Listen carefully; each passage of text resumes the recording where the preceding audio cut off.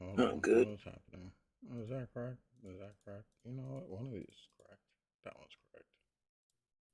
I think it's going. It's going. I think somebody will have to check it, but it should be going. Yeah, just pop.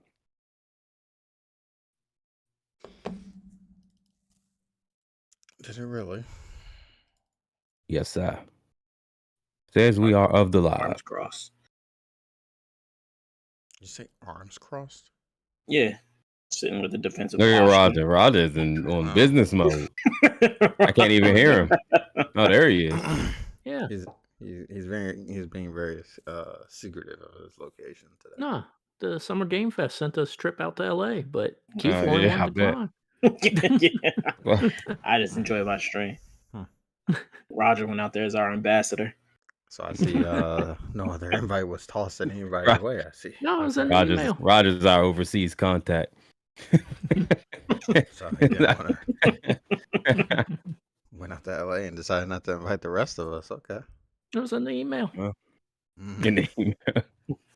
Anybody else? All All All right, start us off, Keith. All right, what's going on, everybody? It's the Almost in Full Color conglomerate once again with another podcast. It's been a while, and what better time to come back than after Summer's Games Fest, the Xbox press release, and Ubisoft Forward. Oh, we also had Devolver Digital in there. I forgot to. Roger loves his Devolver Digital. I did not watch that one actually this year. I hope it was as wacky as it normally is. Roger, It was did wacky. you? Okay. Yeah, the All right, games, nothing big announced. I'm still waiting for the Plucky Spire, but they seem to be having delays or something with that. But yeah, the overall presentation was weird. It was about like a weird murderer, and yeah. Nice to see they're still up to their old shenanigans. But for those who have never watched our podcast before, we are with the one Spaceman Plucka, aka Yes. Games. Terry, who has a very similar background to Roger. I don't I'm across from Terry. And God, this isn't working good for me. I don't know what it is. All right, I'm gonna go back to what I had. I don't. What is it? I'm back. What was that? What was what? This? Whatever Terry just randomly pulled out and then threw back. It's a playmat. Oh. Terry flexing his championship status. No, apparently I need to change my background because Roger's in the same location I am. Apparently, so. Yeah. I don't know. And I go by Black Star, also Keith. But let's begin with first I want to start off with the topic. Older topic has been reviewed many places, but I figured we could start with it since it's been a while. A lot of people feel like reviews of games and reviews of really any media really harm the sales potential of that media, especially the negative reviews or the mediocre to negative pretty much is going to can your sales. But yet they're like honest reviews or we like to believe they're honest reviews. So my question is, do you all feel that these entities should be upset with the fact that these items are being reviewed in a mediocre to like negative stance, or should they just suck it up and charge it to the game?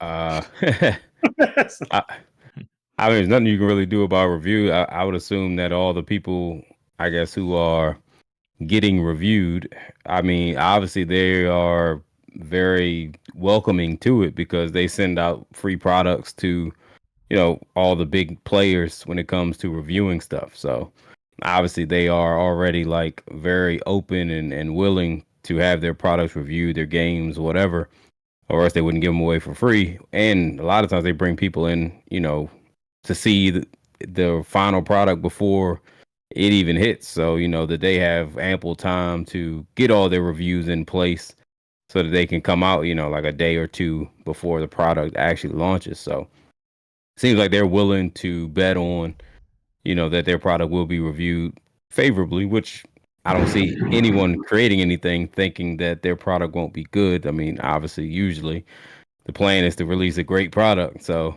you want to believe the reviews will be really good. Oh, no. What happened? I think we Nothing. lost. Is I it catch me back or is up. it Keith? I think we Uh, lost Keith. Yeah. Oh, okay, it's Am I Keith. I back? didn't know if it was me. Only Keith was going into the pixel zone, so I didn't know. Yeah. I think But we're back, Keith. I guess that's just breeze line issues. I don't know. There's a I wouldn't know about that anymore. I've been free from that a long time. I got my papers and I left. Uh, But yeah, we'll get so the I guinea mean pig they're crap open. on the horror. they're open to the reviews. I feel like I don't know about for other people, but for me, a review won't make or break whether I purchase something. But it kind of just gives me a heads up, like maybe what to prepare myself for. Like if it's a little more buggy experience than maybe what I was expecting, it kind of like allows me to come in with maybe different expectations to be like, okay, I'm still interested in this product, but it is got some things it's going to iron out. And usually it's like, oh, this thing's happening, but they're already working on it. They're going to release a patch, blah, blah, blah, blah. So I'm still going to buy it if I'm interested in it. I've never had a review that actually has completely changed my mind on any product. I normally like to get it in hand and, try it out for myself. And because sometimes, just like movies, people might like them, other people might hate them. Everybody's opinion is different and your tolerance for certain issues, or it might be something you don't even believe is an issue. So, I don't know. To me, I just feel like, hey, it comes with the territory. Obviously, the companies are all on board on having their product reviewed because of the massive upside if it gets a great review.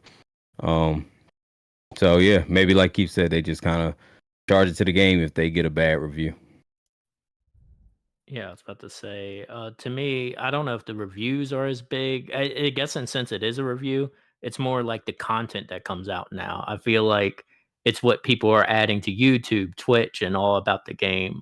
So, like, Suicide Squad is a good example. Like, you were flooded by, I guess, streamers, community people saying this game is horrible, and you're getting, I guess, I wouldn't say amateur reviews, but you're getting more of that into there instead of like actual reviewers more. And I feel like people kind of may wait a little bit longer for a game and watch a streamer or YouTube or I don't know, Reels or Instagram and see what games are worth buying. So I don't know if the reviews, like the traditional way we hold them, is still valuable. It's more like, are people still playing this, or am I hearing a negative feedback from it, from all that? I think that's kind of where we trend it to. So, like, I still read reviews like Gaines does because I feel like I get a little bit more of that, but I feel like I'm flooded more by content reviews than anything, or who's playing is more what I feel like more people are following. Yeah, I barely pay attention to reviews anyway, so it's more so if I want the game, I'll probably buy it. But I might look at some just to see if what I'm getting into. But outside that, I don't really care much. Yeah, because a lot of times you get like kind of like Roger said, like most of them are like YouTube type stuff, content creators. And the bad part about that, well, the good part and bad part is that you do get to see a lot of gameplay of someone actually playing it. But then the bad part is that it's very trendy. So like, especially with Suicide Squad, like once it became the thing to like trash it, everyone had to trash it because like that was what was garnering the clicks. That's kind of what, was going at the time. So it's very hard to find anyone who like goes against it because the whole community had already kind of like made up their mind that game was. They really made up their mind the game was horrible. Like when Rocksteady announced that it was going to be live service and it wasn't going to be just like the Batman Arkham style games that they had been known for. So that game kind of was doomed from the announcement, which is the harsh negative of these kind of reviews that people just make up their mind and they've already been biased to your product. So kind of sucks from that standpoint. Yeah, I feel like you can't have your cake and eat it too. So if you got a game out there in the wild that's being reviewed or a product out there in the wild that's being reviewed, you put it out there for such, well, you got to take what comes with it.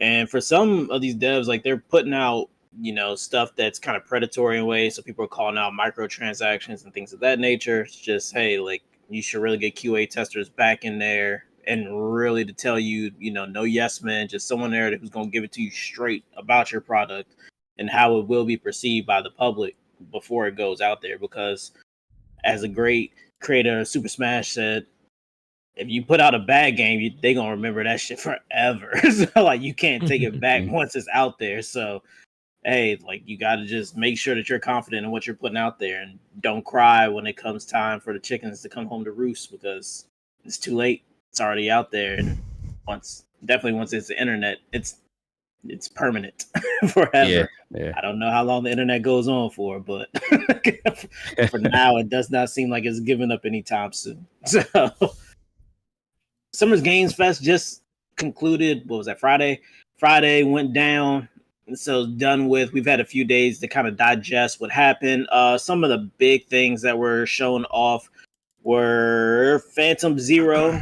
We saw Re-Phantasy metaphor from Atlas.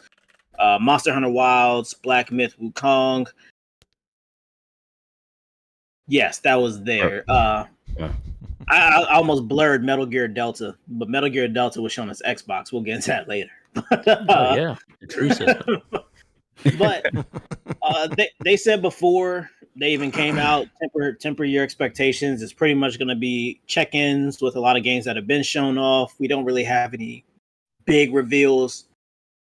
Do you all feel like that this is just coming up to be like just a dry time, or do you feel like there's something going on that, you know, with all the layoffs that have been occurring, that there's a reason why there's not really many things being shown right now to us as we typically are used to getting? I would say I feel like layoffs definitely probably did play a part, but I do feel like Summer Games is pretty much accelerating towards the E3 death, because really, like you said, like a lot of games weren't there, but yet Microsoft had their conference the other day. So they had it like literally right after Summer Games or whatever. I'm just like, oh yeah, here's our official announcement on all the games that we were working on, and they had stuff to show for all their games. So clearly, you know, those slices were made, whether they were just CGI video or actual early gameplay or some actual you know, like finalized gameplay, that it was available. They just didn't bring that stuff to the Summer Games. And I think like all the companies like Sony, Microsoft, Nintendo, like they probably like sent some stuff there the first one or two times, but now they're probably looking at it again like, well, you know, the numbers is showing that really didn't do anything better than like what our numbers did. And maybe their numbers actually were better and is more tailored to like just their product. You know, that whole hour or however long their little press conference is, you know, and they're like, we don't really need that. We can literally have our stuff in the same month and there's no difference, you know, other than we get to like completely have everyone's attention for that hour on just our stuff. And it's not melded with anything else. So I just feel like that they don't see the point of even like supporting Summer Games, because it's like I said, there's no difference from what you're getting there than what you're getting at a PlayStation or Microsoft or a Nintendo conference. So I think that's really the biggest issue, or the biggest reason why we're not seeing anything there. And they kind of just, I guess, like you said, they try to preempt it by saying, hey, this is just kind of check-ins on stuff we already had. And it's probably because like they just couldn't get the big players to set aside time to show stuff at theirs, because if you show it there, you can't show it at yours. You know, like nobody wants to go see all the Sony or Xbox stuff on Summer Games, and then they announce their press conference and you're like, oh, well, I seen like 70% of those games last week. Like, why did you have an hour long? You just showed them last week. So I think that's it too. They're like, we'll just save it for our stuff. And, you know, maybe Summer Games just evolves into the indie thing. And that usually doesn't last long, because that's kind of what E3 tried. And then they, you know, kind of called it quits. So I think that's what's happening. Yeah, I was about to say Summer Game Fest. It's confusing because they have a big day, but it's like a month long. I think they do it now because like Xbox is wrapped in it in a sense, and they try to include everything else. So it's like the schedule is a little confusing being with. But I agree with Gaines. They're filling it with the indie games, which I liked watching, but you're not getting numbers with indie games. Like not a lot of people care for it as much, and then with the individual ones already announcing probably a lot of their stuff already, there wasn't much more to add. So So I think it is just they're making their own thing. They're trying to keep this E3 like vibe going, but it's hard to do that. So, like it was mentioned, it's like you kind of already know what's coming out. They're going to show you nothing too crazy new. Like the Xbox One, I guess, is under the Summer Game Fest umbrella, and they showed some stuff, but that's kind of it. Yeah. Summer Game Fest is just going to go away at some point. It doesn't make sense for anybody like Sony or them just to show up anymore. They get better choices out of just doing their own thing, and they have full control of it instead of just being like, all right, well, here's a stage for you. Do what you want here. They can pretty much just do whatever they want, show what they want, bring who they want. Like, seems like they all have more control. They ain't got to pick like what goes to Summer Games Fest and what goes to yours. Yeah. Like it's just too much extra logistics for probably absolutely zero gain. Yeah, they can be like, oh, you have an hour of stage time. What are we going to show in that hour? Or when they can just be like, all right, well, we have 4 hours to do it with what the hell we want. What do y'all want to do? Like, you can pretty much just control every aspect of it instead of like, all right, well, we have to share the stage with such and such, and who do we want to make sure we have out to show that we're doing something good or have coming up or whatever. So I like Summer Games Fest for cancel. I like Summer Games Fest for. Why is that setting you off? I like Summer Games Fest for the ability they could showcase stuff there. And although, yeah, you could have Sony or Xbox, whoever control the whole narrative, like you're pretty much appealing to your crowd. Geoff Keighley is a pretty well-renowned guy. So I think if you get him to kind of promo something for you, it kind of looks a little less biased, if you will, and probably grabs another crew because it does seem like he does pull people in to trust him. He does seem like a trustworthy guy who just is about games. So I like him for kind of what he brings to the table and how he tries to spread. Even with the indie games, I think he's always tried to bring indie games up and spread. That's what got you. Yes, it did. I tried. Didn't try hard, but I tried. But I like Summer Games Fest for what he did. I guess I'll play devil's advocate. I do think that with all the layoffs going on, I think a lot of companies probably were just like, "Hey, we're kind of cutting right now. We don't really have the manpower to just kind of dedicate to give you trailers. We're trying to figure out if these games are even going to make it off the cutting floor at this point because we've sank so much money into this and that and the third. Not like money laundering Ubisoft sinking however many millions into what was there, Skull and Bones or Sea of Thieves." Skull and Bones, right? Yeah. That was the one that was in development for like 15 years or something. Right. Yeah. But it came out. They got it out there. So yeah, it's hopefully it's doing well. They'll never make that money back. It's not. It is not doing well. It's out in the ocean somewhere. That's yeah. Somewhere. But yeah, I think it's maybe with all the layoffs, just companies don't want to show something off that will never see the light of day. I think we've seen great looking trailers like when Dragon Scale didn't come out and everybody's on Xbox heels about why didn't you put Dragon Scale out? It's such a great looking game, and who knows how much money they sank into it before they called it quits or whatever. So I think sometimes you just see great trailers and then that will end up spiraling out of control at some point when you decide not to put it out, and then people get upset with you, and they got investors and people probably to speak to, and they're probably asking questions like what happened to this game. People are not happy. So I think this year teams are just really looking at like, all right, what are we going to put out? Like, we can't take any more losses for whatever reason. Well, we know the reason. They want to show growth and all that stuff. But I think the layoffs are playing a big part in this right now, and it'll probably get worse before it gets better, I imagine. Never. Before continuing with our Games Fest and all the news reviews, I was reading a report where they said for Xbox is way worse currently, that a lot of people still have the older gen, and I think they're able to leverage cloud gaming is kind of what they were speaking to on the older gen. Someone correct me if I'm wrong. Okay. So basically, they didn't need to come up to the Series S or the Series X just yet. And same with PlayStation, there are still a lot of PS4s out there in rotation, and a lot of that old gen hasn't converted yet. This report believes that when GTA 6 drops, the sales increase in consoles is going to just blow up. They believe that GTA 6 has a stopping power. Do you believe that GTA 6 has a stopping power? It depends how it's marketed and just how the If big it's a woman players like lead? Huh? No, continue. What? I said if it's a woman lead. Oh No, no, I'm just saying continue. like from Microsoft and Sony's standpoint, like how they choose to market it. Because if you want to market it to move the PS5 Pro and whatever the next Xbox X is going to be called, um, if you decide to market it as like, yo, this game is so crazy, so big, so powerful, like we almost had to pretty much bring these consoles out just in anticipation so that this game could run, have all the power it needs to like showcase it's true, the masterpiece that it is. Well, if you do that, then you're pretty much just telling people like, hey, maybe moving forward that you might not want to get a PS5 if you don't have one because you got a bunch of people still on old consoles because like, well, is that making the PS5 like obsolete?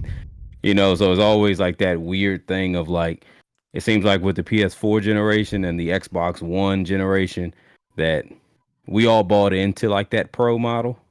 And then like after we bought into it, we kind of realized later in the game, like they weren't the biggest step up from the base.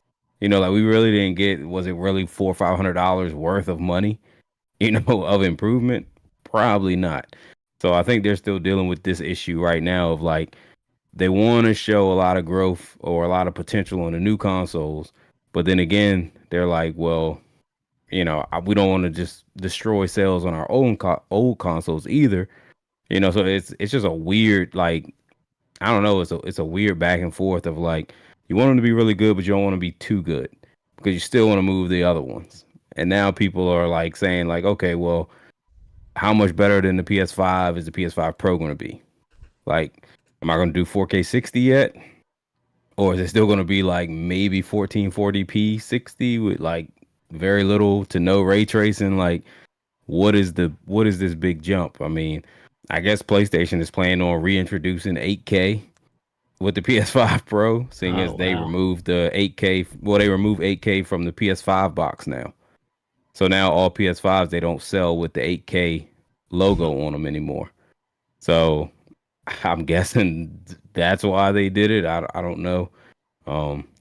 So I mean, like I said, I feel like GTA 6 could move them, but I don't know how much they're going to want to poo-poo, for lack of a better word, the current gen console to get you to transition to the PS5 Pro or Xbox X. And if people ain't bought the regular Xbox or regular PS5 by now, probably not going to buy the Pro either. And then they're supporting the old consoles too. Like a lot of the games keep going back to the old generation. So there's really been no true like cutoff yet. Like they've always said, it's supposed to be specifically. That's what I mean. Like it's all, gen, yeah, like all the heavy hitter titles that were supposed to be like just PS5 or Xbox One or Xbox X and Xbox S, they always transition back. So it's like, I don't know. I guess people don't feel the big push needed yet, but we'll see. We'll see how they market it. And I think that's where they're saying GTA might be the game because you already had a lot of the heavy hitter games come out for your consoles. Like you had Spider-Man for PlayStation. Xbox probably did Forza and stuff like that, but I know not the big heavy hitter for everyone.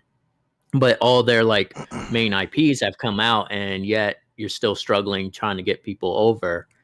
And this generation's weird because the improvement, I know it's always tech, but this one's like you just get a hard drive and maybe more frame rates, which if you're not accustomed to that, the games are probably fine for you in your previous gen console. Like nothing really is that much different until you kind of experience it. But looking at it through like YouTube and stuff, it is a little minor, like compared to the jumps we usually see. So it is that push of why am I going to spend $500 and I'm getting this same game on my console now. But GTA, if it is the cutover, it's a very big IP. Everyone still plays it, even though it's been through 3 generations for the 5 already.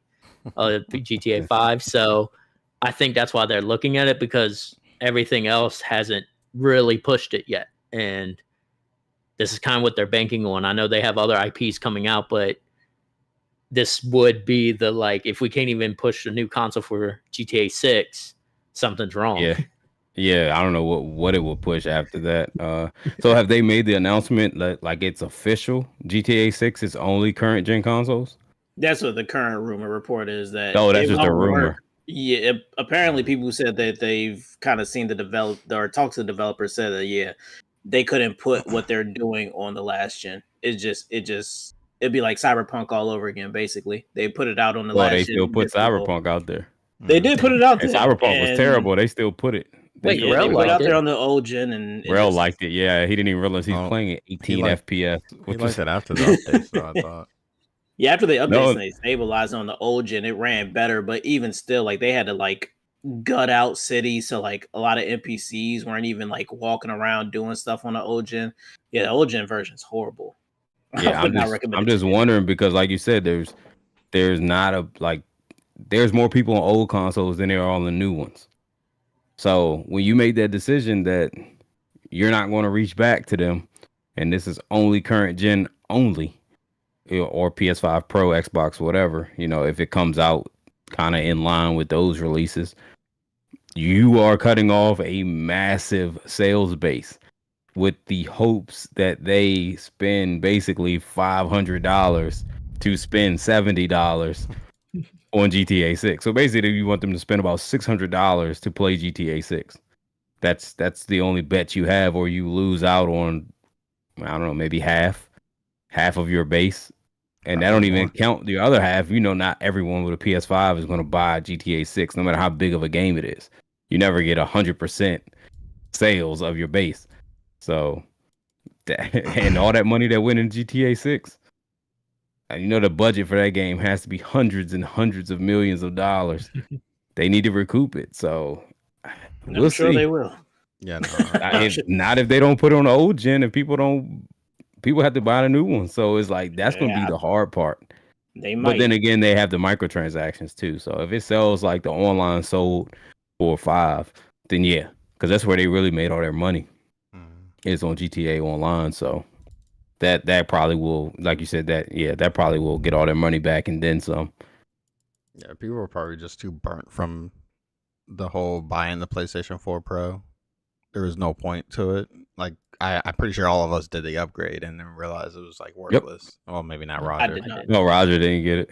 Oh, I did not either. All right. Well, Gaines and I are you both... get PS4 Pro? Yeah, I got a Pro. It howled until it's still howling somewhere. My PlayStation 4 Pro was howling. Like, there was. I was getting 30 FPS on Destiny on the PS4 base, and I got the PS4 Pro, and I was still getting 30 FPS until they boosted Crucible. Yeah. No. They only boosted Crucible. Yeah, that's it. Crucible was the only mode that got 60 FPS. The story or the main game was still 30. That didn't happen until it never went up. Introduced crossplay. That's the only reason that they did it, because they realized. I don't think the old consoles play at 30 though. I mean at 60. I think they just did it for the PS5 and the new Xbox consoles. Most likely, but I think it'll just end up burning people. I mean, there's no point to get an upgraded version if it's just gonna. If you got the PS4 Pro and you saw what the difference was, it was just like, why waste my money? Yeah. And if you're somebody who loves graphics, you don't even get 60 on the new consoles either. Yeah. If you want to play the best like visuals, you have to still play at 30 FPS. So they kind of make you pick every time. They're like, do you want it to look beautiful or do you want to look at like Final Fantasy VII Rebirth? It was like I played that in performance mode, and that was just a blur fest. Damn, it made Terry leave. It was so terrible. But yeah, so we'll see. Hopefully it does though, because I mean, I'm looking forward to GTA 6, but I'll be buying it on just the I'm gonna buy it on PlayStation 5 most likely. PC. Because Rockstar don't bring their games to GeForce Now, so I can't. Really? No, Rockstar does not allow any of their games on any cloud. No, I take that back. Rockstar did port over for Stadia, and that's because Google paid them to bring Red Dead Redemption 2 to Stadia. So that game did make it over there, but GeForce Now and NVIDIA doesn't pay anybody. because they literally just link into Steam and Mhm. Epic, so they're just running the Windows version of the game. But yeah, Rockstar don't have any games on there. Neither does forgot it's like a couple other companies that haven't. Probably ones with their own clients. No, 'Cause that's- Ubisoft because is there. Ubisoft is Ubisoft on put there. their stuff everywhere. Ubisoft They don't care. loves all the president of Ubisoft is a big Well, I can sell them games. facilitator of Yeah. cloud stuff. Yeah, but Yeah, he because you loves can that even stuff. buy the Ubisoft Connect or Ubi Plus or whatever it is, Yeah, and all the Ubisoft. Ubisoft games on there will be free. Yeah. Free. That's how I played Pandora. I just basically paid for a month, which I think it was like $9. And then I paid Pandora, and then I literally canceled it right after I bought it because you still get your 30 You still days, get the Yeah. 30, and then you don't have to worry about forgetting. So I was like, if I don't beat this game in 30 days, I don't deserve to beat it. Yeah. Which I didn't. I didn't beat. Yeah, I think with the Where's sales that who knows? I'll track this on for a quick second, but I think the sales from all the Grand Thefts, I was looking at them, and the Red Dead's, like they put out games that just move units. Like it's absolutely like Yeah. fantastic. It's They- like, man, they don't miss. Like, so if there was a Nope. game to If there was a boo.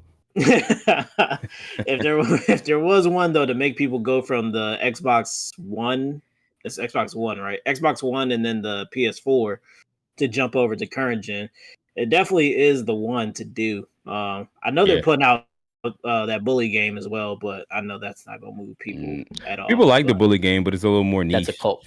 Yeah. Yeah. Cult following. Yeah. So I know that's on their docket as well, but GTA 6 is definitely going to be the mover, I feel like, to get people to cross over. I feel like the only thing is, if they do it, they'll probably have to ask Xbox and Sony to keep whatever their next consoles on the hush. Because I think GTA 6 still isn't due to come out for another year and a half or so. They got pushed back Um, somewhere. I can't remember how far. now. Yeah, and I know we're entering that weird cycle in the phase. Switch is getting ready to, well, they've pretty much, that's already been leaked out basically, that the Switch 2 Yeah. is coming. So we Yeah. already know after the Switch 2, the next Xbox and PS isn't going to be far behind it. So Yeah, I'd be you'll curious probably to hear about see. the Switch 2 probably in the next like 2 to 3 months. yeah, I wouldn't be shocked if they dropped it for a holiday. I wouldn't be It's, shocked either. I it's feel like rumored Tokyo for- Game Show would be the place Yeah. they reveal it. It's rumored for first quarter of 2025. Okay, Oh, is it? that makes Okay. sense. I think that's when they released the first Switch. I think it Mhm. came out around like March or something, like February, March, Yeah, it was released on a Of bunch of games. 2002 when it came out. But Wow. Wow. okay, Terry's back, so we can take on the next topic. Y'all could have kept going. Y'all could have kept going. So the Xbox had their press conference and they revealed a bunch of stuff. New Gears is coming. We got new Doom. They showed off Fable, which looked good. Indiana Jones, which looks weird to me, but it looked good, but it looks weird. I don't know if anyone else saw the Indiana Jones trailer. I Yes, can't yes, I know what you mean. put my I know what you finger mean. on what it is about it, but I know what you mean. Starfield's getting some DLC going. Then we got the Perfect Dark reveal. So overall, how did everyone feel about the Xbox presser where they showed off?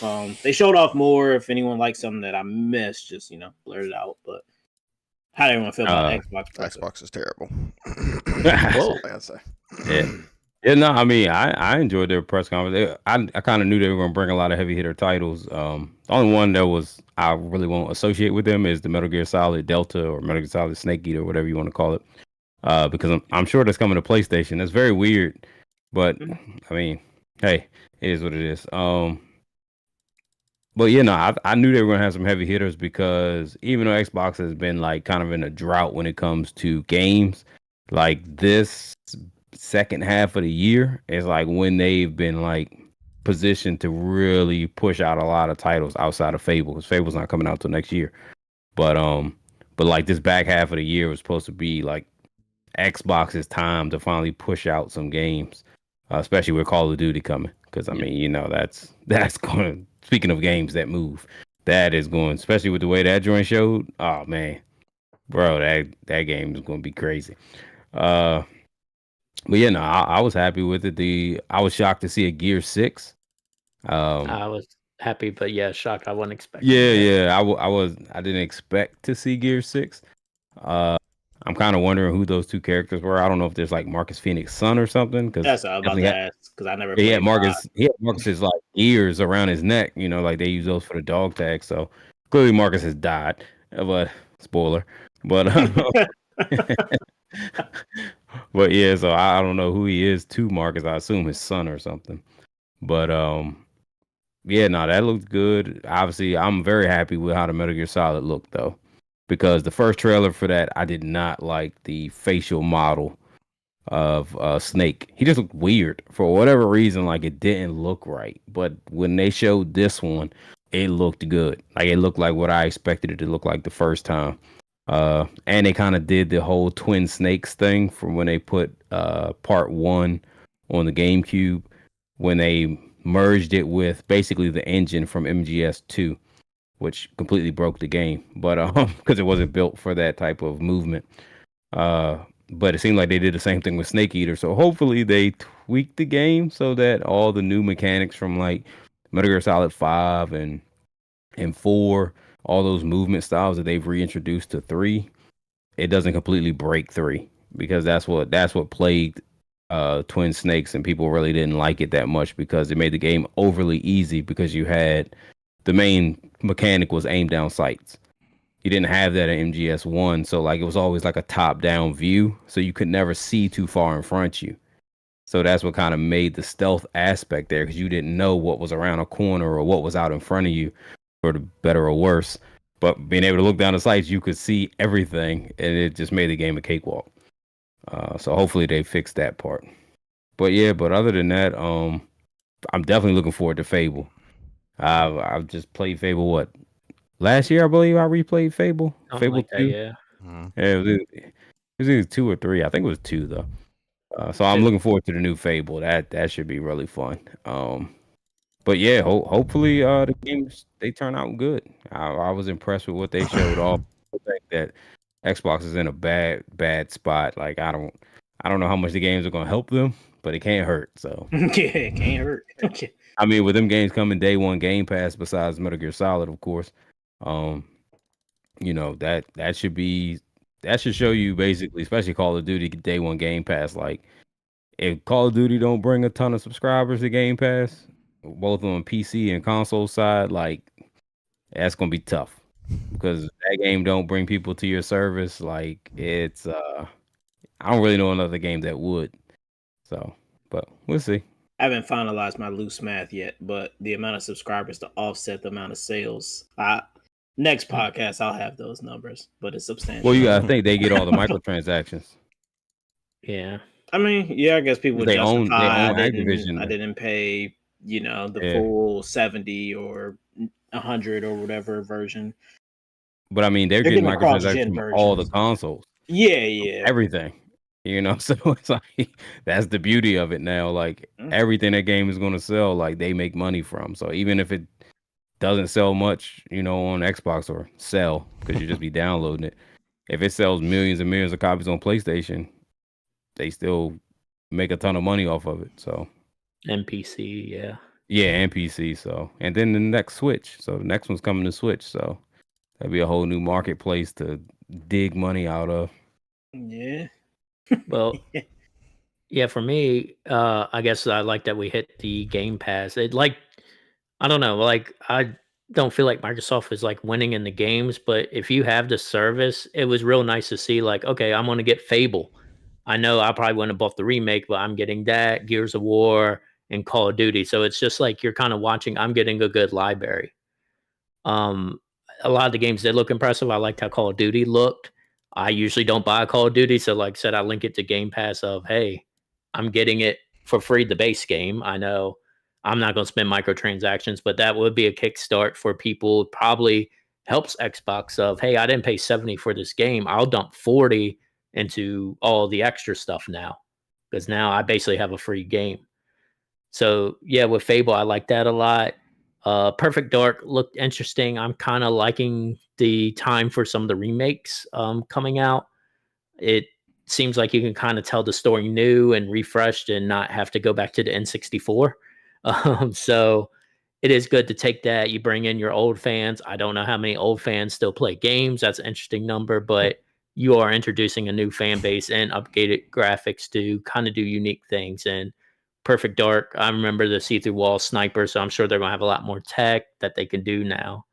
But overall, it just justified, like, I'm happy with Game Pass and, like, the future coming up. Yeah, the only thing I saw was Call of Duty. Game Pass is always going to be nice to have, so if they're going to keep bringing games to it, then that's perfect. I'm all down for it. I mean, I have it, so I might as well use it when I do. I mean, they've been bringing a lot of good games to it, but Call of Duty is the only one that I saw that was actually worth it for me. So Gears. Gears is done. I don't know why they keep doing Gears. I mean, they pretty much ended it after Got nothing else. 4 or 5. Is 4 the one that should have basically been the end whenever the dude died? 4. I can't remember 5. Yeah, I think 4 is the one that should have ended it, and then they put out. Well, they put out they put out one after that. What was it called? Judgment Day. Judgment Day. And I think then they put out 5, and now it says E-Day, but I guess everyone's calling it Gear 6. Yeah, no. I just enjoyed the shooting mechanics of it. The mechanics are interesting for sure, but it's just like after 4, there was just nothing else. But I guess they're finding some way to continually bring it back over and over and over again. So, but you got Game Pass, you can play it. Yeah, that's why I'm like, I'm not gonna buy it. Yeah. But it's like the only thing that I think if I wanted to buy would probably be Call of Duty. I'll see how it feels on Game Pass because I know sometimes their games it feels a little weird between Game Pass and actually playing it on a PC. So we'll see how it feels. Well, then again, I'll have to re-download Activision's client if they even still have it. But so I don't know. We'll see how that goes. I liked pretty much. I like what they had to show. The one game I actually really liked that is probably just for me. So it's that Expedition 33 game. Had a pretty good premise to it, so I liked the kind of story. The one game that rubbed me the wrong way was at South of Midnight, I think it was called. It's like the black girl with the super like deep southern thing, and she has the pet. What was it? A frog or something like that? No, it was a catfish. It was a catfish. I was like, this is weird. I don't know how I feel about it, but we'll see. But yeah, it just felt weird, and I was like, I don't know what they're going for with this game, but we'll see. Some of the people on the team I've seen on other games, so I don't know. It's not quite a platinum game, but maybe I'll play it because the combat looked all right. So I don't know. Terrible. But yeah, no, I'm excited for the Perfect Dark game as well. A lot of people on that team I recognize from I think the head of Crystal Dynamics, well, the old head of Crystal Dynamics, because he was fired after the Avengers thing. So, but he's headed up that team now. There's people from Santa Monica on there. There's people from Naughty Dog on that team. So Perfect Dark does look like it's going to be a really good game. Before we get into since I'm already on Perfect Dark, so they've been talking about, Doom, they already said, is going to be multi-platform, and Perfect Dark hasn't got a annotation yet for where it's going to be. So because it's a remake and all that, do you think it'd be in their best interest to multi-platform it, or do you think that this is something that should be just strictly on the Xbox for those old and new players coming back? If they want money, they'll do it wherever they decide to. Yeah, What? yeah, I really think that. Money will go everywhere. What does that mean? If they want money, they're gonna put it everywhere. Yeah, 'cause, I mean, they're not. It's kind of tough for them because they're not moving consoles, so it's hard to lock things exclusive, and you don't have the base out there to sell to. Like it's kind of like what we were talking about earlier, where it's like, okay, well, if you cut off last gen, you know how many sales you just removed. And you gotta hope that they transition to new console sales and game sales to make up for the loss. Except for Microsoft doesn't have that. Like they literally have to get new customers with their games. So it's gonna be tough. I think the biggest thing for them is just Game Pass. Like Game Pass is their thing to say like, hey, yeah, it's on PlayStation, yeah, it's here, yeah, it's there. But if you come here and you get Game Pass, you get all these games day one, and you get them free. You technically free. You know what I'm saying? Yeah. Like you're not investing that $70. So, me and Roger kind of did the math. Basically, you buy like 2 games a year, you pretty much almost pay for Game Pass for the whole year. So I think that's just their like hook to try to get you over. But I mean, I feel like Microsoft. It's funny because I always feel like Microsoft does everything the gaming community wants, but they just don't have the cachet to where people even want to accept it. Like backwards compatibility. No one has promoted backwards compatibility more than Microsoft. Like all their consoles have always been backwards compatible. Even this year, they did it to where they went back and like enhanced the old titles. So that they would run 60 FPS and enhance the visuals and all this stuff for the new generation of consoles to go above and beyond for backwards compatibility, and it still don't work. And people swear they want it, but Sony was just like, "Hey, we're not doing backwards compatibility. Like, if you want it, you can buy it through our membership, and maybe you'll be able to emulate it or something. We don't know. Like, but you're not putting no discs in our console and playing them. You're crazy if you think that. People are like, oh, we want backwards compatibility, but we're not buying an Xbox. Like, that's fine. We'll just take that hit on the head, and then Microsoft's also now trying to put games everywhere, so you can play the game wherever you want. You're not forced into like an ecosystem, and people you would think would love that, but they don't because it's Microsoft. So it's like if Sony put their games places, people would praise Sony. They'd be like, "Oh, you can play, I don't know, God of War on Xbox. You can play it everywhere." Except for Sony fanboys, they would hate it because that's like their leg up. But gamers as a whole, that's not like in that war, that console war that's been lingering, would be like, "Yo, that's so progressive of them." Like it's showing that, especially PC gamers, been clamoring for Sony to do day one releases forever. And they're just slowly starting to give you PC releases like a year later. And they're getting kudos for that. They're like, yes, they're finally bringing the games to PC. It's like they're bringing them super late, and they're not really trying.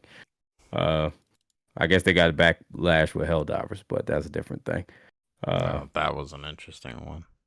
Yeah, that was very short-sighted on their part. I don't think they thought that through. Just because their whole system isn't set up to really support that. But yeah, so.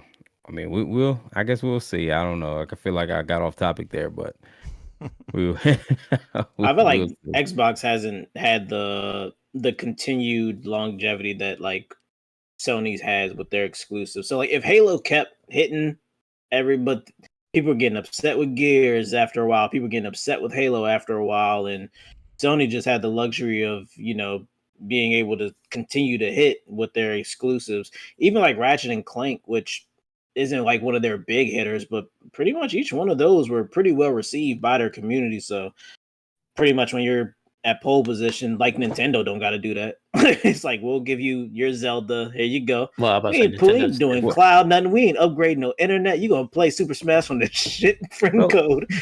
Like, crazy part, though, end up with. Like the crazy part though, like saying that Xbox's exclusives have been hitting. Like the only Halo that was really taken terribly was Infinity or Infinite. Like all the other Halos, like were pretty well regarded. What was like Halo 3, Halo ODST. Everyone hated. That was Reach. No. The one, what was it, 4 or 5, where you're like hunting Master Chief the whole time? People 4. hated that one. That was 4. Okay, yeah, 4 onwards. People hate. I didn't feel like they got that much hate behind the Sony community games. No. I never played it. I watched a video online of someone doing the campaign, and then the comments were just hate. Like I don't feel like it was Microsoft's games that went awry. I feel like it was Microsoft themselves. Like because the 360 was it, and it seemed like then they dove. And I don't think I've ever brought this up in any of our podcasts. But Microsoft seems like they want to be everything, and they fail at it because you can't be everything. Like they want to be Nintendo and Sony in one company, and it's not going to work. And the reason why I say that is this, because you think about it, 360 was a great console. Everybody loved 360. We had 360s. At least we had 360s just to do party chat. And most people play like Call of Duty on there and stuff like that. But And then when they went to the Microsoft One or the Xbox One, which was their next console, they tried to be Nintendo because Nintendo sold the Wii with that stupid Wii nunchuck, and it sold like hotcakes because you could be the game or whatever. So Microsoft seen that and was like, we have to have that. So much so that they said that the Xbox One had to have the Kinect, and you couldn't use it without a Kinect, and people hated it. They were like, why would you do that? Like, just making an accessory, which is what Sony did with the Move. They say, oh, we want that too, but it'll be just an accessory. Like, it's not needed. Microsoft did that.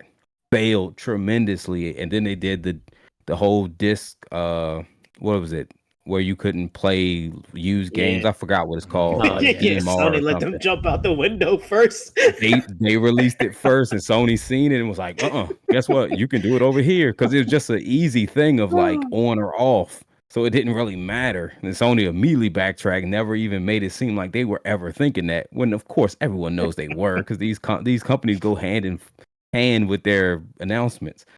And then after that happened, so that just tanked poor Microsoft. And then you go to this generation. And what did they try to do? Try to be Sony and Nintendo again. Sony with their Xbox X, which is their heavy hitter. Like, this is the best place to game all the AAA titles.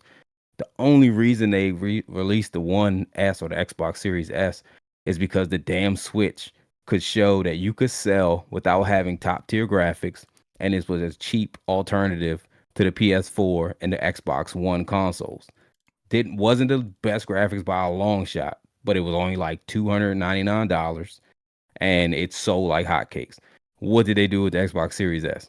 It's not a heavy hitter from graphics. It just so happened to be $299 when it launched, and it completely just buried the Xbox Series X, because now you're developing for two totally different consoles when it comes to performance. You can't make a game great and then have to dumb it down. So it's like they can't pick one, and that seems to be like Microsoft's big Achilles heel. They want to be both, and it somehow just destroys them over and over and over again, and they can't see it. I mean, they're about to release a handheld. Why? Because the Steam Deck released, and everyone loved the Steam Deck, so now they have to have a handheld. That handheld is going to tank. It's so because they're stupid. not going to do it right. Given their current abysmal console sales, how elaborate should this handheld be? Should they Shouldn't be go anything. very light, or should they just go all in and make like the craziest handheld that could do the cloud, that can, wherever you want to their game cloud is from? horrible. Their cloud is horrible. So Do you they don't even go want all in, or do they half-ass it? So or the not thing is half-ass this. it, but give a a Switch The light. thing is this: the only way that handheld even has a chance is that it cannot be an Xbox based handheld. It cannot. It has to be a PC based, like all the other PC handhelds.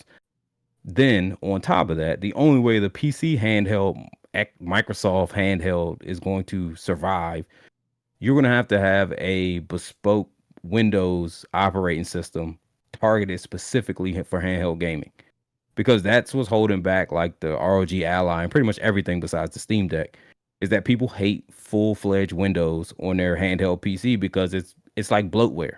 It's eating up too much resources when resources are at a premium, on a handheld device, battery life and all that type of stuff.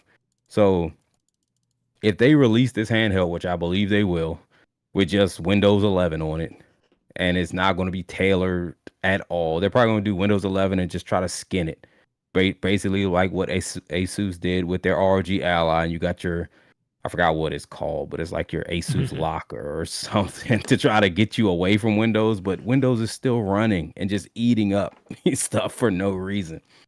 But yeah, I just don't feel like they're going to do it well. I feel like it's going to be rushed out because it's Microsoft, and they don't want to be too late to the party.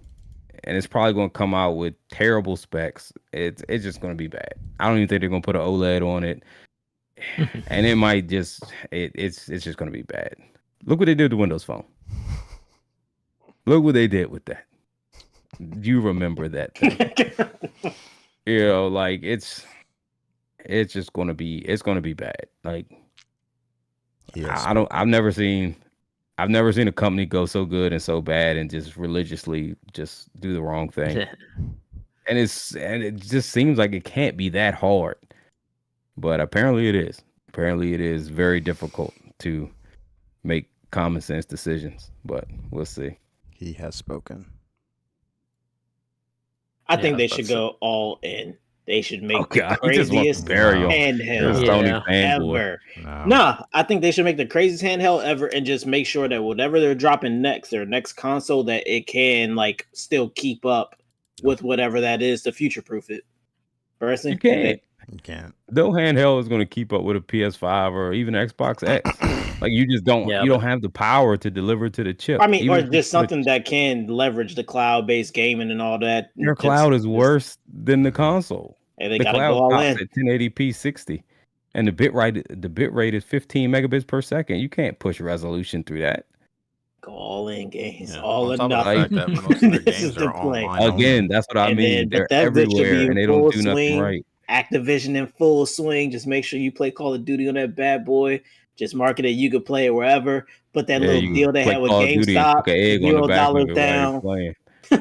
What was it? It was $0 down at GameStop, right? You can just go get an Xbox or whatever. You just had to like. Yeah, I don't even know if they still do that. It's like some real crazy yeah, I deal You that forgot. they had a had. monthly payment plan. You could Yeah. pay for your Xbox and Game Pass all in one. I think it was like what, like 30-some bucks a month or something. It The was weirdest thing I've low. Yeah. Back And to they what you were took the saying, movie. they be putting stuff out there for people, but they don't want it. They don't want it. Whatever success is somewhere else, they're going to do it. Look at what they just did with this stupid white Xbox Series X. The only thing that changed when they put a bigger hard drive in and they said, okay, we removed the disc. Why would you remove the disc? Why? Like, you can't sell already and you're going to take away something that just make people hate you more because they're trying to usher in all digital.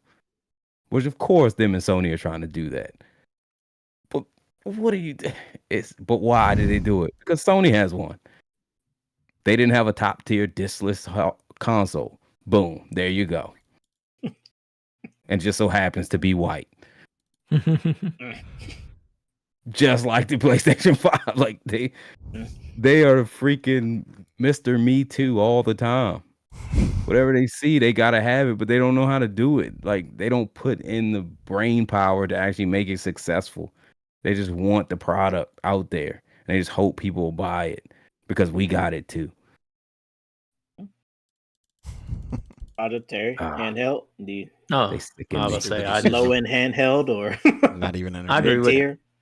Not in I agree with the I was about to say the Xbox Jack of all trades, master of none. Like PlayStation, I know they have good single player games. If I hear them putting out a multiplayer game, I'm probably not touching that. And we seen Sony do that, and obviously none of them, no one even talks about. Like, I It's not mean, Destiny. Killzone had, well, that was Bungie, and they kind of took. Yeah. I guess. But, so, like, yeah, they I'll had- give you that. They had Killzone, which wasn't bad, but yeah, you don't see that continuing. And I think that's like the IPs Resistance. that you're. not- Oh yeah, I wouldn't even say that's a Sony thing. FPS, like it seems games have like not even tried to challenge that Call of Duty throne. Like it's just, I feel like a lot of FPS titles are just like, man, just leave that to them because Well, and I Medal think of that's Honor what- tried that Mag game, tried it. Battlefield continues to try it and just fails. I don't know who's giving Ubisoft money like this, but it's just ridiculous. But people try to go. Maybe for that Call of PlayStation Duty will bring throne and SOCOM just- back. So, Okay, SOCOM tried it, and yeah, but yeah, I think Maybe. that was the problem with Xbox IPs. That a lot of them were shooters. The stories weren't bad at first, but you can only carry it so long and keep the same character, and it starts fading. But yeah, handheld wise, if they improve the cloud, they could maybe have something, but I don't see a reason to do it. I mean, you kind of already have like your cloud to be everywhere. I know they want to get into the hardware money, but it's just like I would just work with other computer hardware, and like Gaines was saying, maybe just put out an OS and just get money off of that, being like, hey, this runs the Game Pass, whatever Windows or whatever you want to call it. Yeah. And they just promote that way instead of like diving money into hardware. Let's call it Windows 11S, Windows Yeah. 11 Slim. You just butcher it and get it all the way down to like just the core stuff needed to basically run kind of like the Steam Deck does. And if I was them, honestly, what I would do, and they probably won't do it because it makes too much sense, but what I would do is I would put out a console, or not a console, but a PC handheld gaming joint. I would run a 1440p screen, OLED. I'll put in probably around a 60, 70 watt hour battery. And what I would do is I would already leverage the agreement they have with NVIDIA and GeForce Now. And I would basically build in a launcher just for GeForce Now for basically when you're at home. Because even though you have a handheld PC, 90% of the time you're going to play it at home. Like, you don't really game on the go for whatever reason. People have this, like, you can play anywhere. People still play at Unless you home. really ride a bus with good signal the whole time. Exactly. But even on a bus, like, most people, you might play your Switch on there or something like that. But think about it. Like, we all just took a flight. Like, I think me and Keith played our Switch. I know I played mine on the way back. The whole way there to Vegas, I didn't play it at all. And it was sitting right there in my bag. Like, when you really go somewhere, you're not like popping it out in the doctor's office or nothing. The majority of your gaming is still happening at home. So you're probably going to have a good Wi-Fi and you can just run GeForce Now. But the great thing is you can get amazing battery life because the thing's not doing nothing. But then you get top tier performance. Like, you get performance better than the consoles right now, which is crazy, but it's very true. And then if you like don't have internet, it is. I'm sorry, bro. I'm sorry. But and then if you do want to play, like, you still have the hardware there that can still run all those games offline, or when you're just somewhere where the internet's not good enough for GeForce Now. You don't lose the ability to play the games. You can still play them. And then if you want to dock it, maybe have it to where it bumps up, the power, kind of like how the Switch kind of does. But it bumps up the power to where maybe you can play at a higher frame rate, higher specs or whatever. But that's the way I would do it. I would do it that way and just kind of leverage all that, because your cloud sucks. You're not going to make it any better. If it haven't got past 1080p 60 in the last 6-7 years, it ain't going to happen.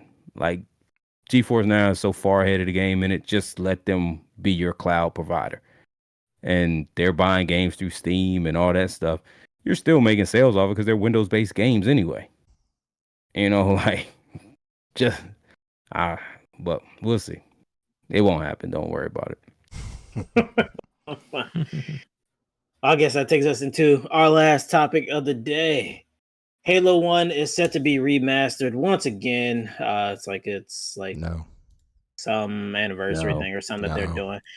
Anyways, so that's Master Chief happening. Duplex. And the rumor is they're considering allowing this on the PlayStation. Why? Do you all think that's a good move? Like, or See, do this is you what think I it's a mean. bad move? It doesn't It's a matter. horrible move. It's so It's stupid. a horrible move. Like, it makes It doesn't make sense. To do. honestly, it doesn't even make sense, to be honest, because no one, like, PlayStation fanboys aren't going to buy Halo because they pretty much spent their whole life saying Halo sucks. Like, because when you have that, like, that division between those two groups, they really have almost drilled in their brain that they don't even want the games that's on the other side. So the only thing you're going to do is dilute the brand recognition of the Master Chief. Like, you can't move consoles now, and you're going to take arguably the face of Xbox and put him on your biggest competitor after you remastered the first one, which is probably not going to be taken well, because you're going to have to change that game up. Because one, I don't know if anyone remembers the Halo gameplay style, but there was no like aim down sights. There was like zoom in on the reticule a little bit. There was pretty much hip fire the whole dang time. Like, the gaming like structure for first person shooters has changed drastically since the first Halo. I mean, then who's gonna make it? Bungie's not making it. Oh yeah, Bungie's 343 is It'll making be it. 3. Yeah, they're the ones who made Infinite, and you see how Yeah. that showed up. They pretty much single handedly tanked Halo. Hmm. So you're gonna trust them with the Halo 1 remaster? Like, They keep trusting them. they don't have nobody else to make it. For whatever reason, they only let 343 make it. I don't understand why. Well, I was saying short for like remasters, they they hit the nostalgia, but they go away. Like I bought the Gears of War remaster. We played for a weekend. Next weekend, 2 people was on, and then it was nobody again. So it's like you've played the game before, even if you're on Sony and you remember Halo. I mean, I feel like everyone has played Halo. Like said, you're kind of just getting that first week or two sales, if you can even get that, and then it's kind of gone. The only thing that it is kind of, I guess, to the conversation we had earlier with like Perfect Dark staying on Xbox is we're just seeing that exclusive wall come down more and more. It's just something they can put out. Say we have Halo on the PlayStation, and blending these exclusive things more, like Sony putting stuff with PC and Xbox, and vice versa with Microsoft. So I think they're just trying to bridge the gap and figure out where to go and not give you first day releases. Yeah, seems like they're trying to make a little more like, I guess game development is getting so costly, or at least that's what everyone's saying, that maybe sticking to your own ecosystem is starting to hit the wall of like return on investment, because the games, as they say, are getting bigger and bigger and more expensive, and your player base really isn't growing to the same level to keep getting all that money back. So Keith is, I've either lost him or he has become so upset at my statement that he's frozen completely. Oh, he's on a weird. Look at him. Look at the disappointment in his face. He's so mad. I lost him. But yeah, so maybe that's what it is. I think Sony will be the last of the table. No, I take that back. Nintendo will never come to that table. Oh no. I You'll mean, they never have see- Mario and Zelda. It's hard to.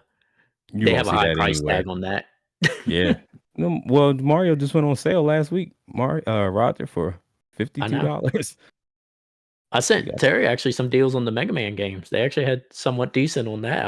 I know that's Were not they actually Nintendo. deals or were they Nintendo? Oh, Nintendo deals. They're Nintendo. They're like $10 off. Game been out for 3 years. No, they're actually half, but it was $40 game to 20. So it depends how you want to. Okay.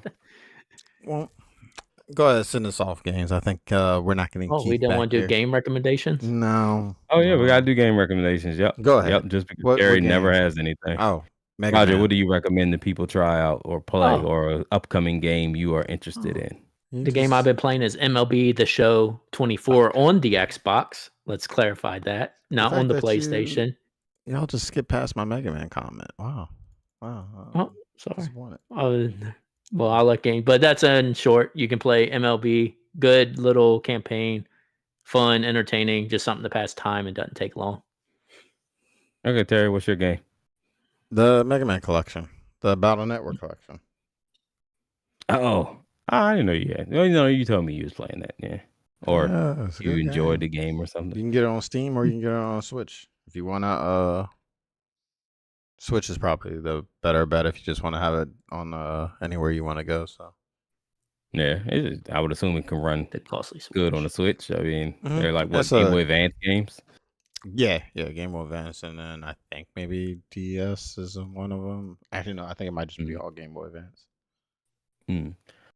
Well, my game for everyone to try out, if you haven't tried out, is Paper Mario and the Thousand Year Door. They don't really call it a remake or a remaster with Nintendo. They just kind of say they brought it out on Switch.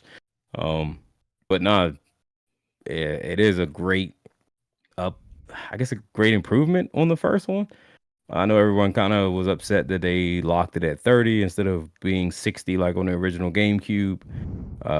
But honestly, nothing in that game, from someone who played on GameCube and played it on the Switch, nothing in that game, it's not a big difference between 30 and 60 when it comes to a game like that. It's not that in depth.